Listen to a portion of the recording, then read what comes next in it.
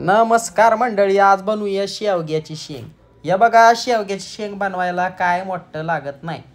त्याला घ्यायचं 15 ते 20 लसूण घ्यायच्या आणि असा उभा चिरून कांदा चांगला परतायचा.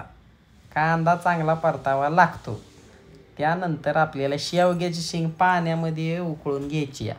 त्याच्यामध्ये मीठ आणि हळद टाकायची आणि चांगलं उबळून घ्यायचं आहे. आता बघा, आपण इथं त्याच्या पुढं कांदा चांगला भाजून घेतोय. त्यानंतर आपला टोमॅटो चांगला भाजून घ्यायचा आहे. बघा कसा मस्त भाजलाय का नाही, तर तसाच भाजायचा. आता आपलं हे सुकं मसाला आहेत, शेंगदाणं, खोबरं, लसूण, हे पण चांगलं मिक्सरमधनं काढायचं. आपला टोमॅटो चांगला भाजून घेतलाय, कांदा चांगला भाजून घेतलाय. आता मिक्सरमध्ये टाकायचा आणि हे पण मिश्रण चांगलं एकत्रित करून घ्यायचं आपल्या शेंगदाणा, खोबरा आणि लसणाबरोबर. आता याचं वाटण चांगलं झालं पाहिजे. आता बघा, आपलं इकडं शेवग्याच्या शेंगा उबाळल्या आहेत आणि आपलं वाटण पण तयार आहे. आता गॅस चालू करायचा, कढाई ठेवायची आणि तेल टाकायचं. त्याला चांगली फोडणी द्यायची जिरा आणि मोहऱ्याची. बघा, जिरा मोहऱ्याची फोडणी महत्त्वाची आहे, त्याशिवाय तुमच्या कालवणाला टेस्ट नाही.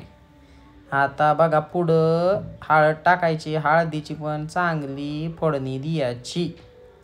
आता आपलं वाटण चांगलं भाजून घ्यायचं ह्या तेलामध्ये. बघा, असं मी भात पण लावून घेतलाय, कारण भातावर मला शेवग्याची शेंग लई आवडते. आता बघा, त्यानंतर आपलं चांगलं तेलात मस्तपैकी खरपूस भाजून घ्यायचा आहे आपला मसाला भाजत असताना लक्षात ठेवायचं, गॅस स्लो ठेवायचा. मिक्सरच्या भांड्यात जो पण मसाला राहिला आहे टाकायचा नाही.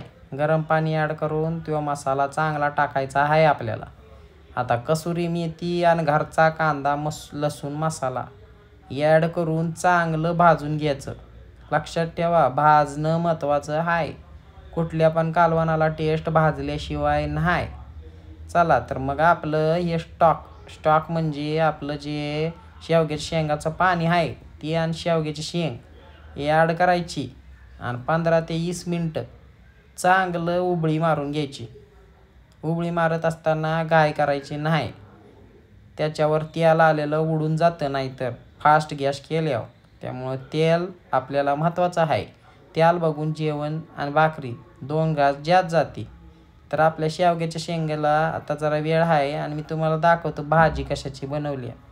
कारल्याची चकती बनवली आहे आणि ही मिरची आणि आपली शेवग्याचा रस्सा रेडी आहे. आणि आता जेवायला यायचं. लाईक, शेअर, सबस्क्राईब करा.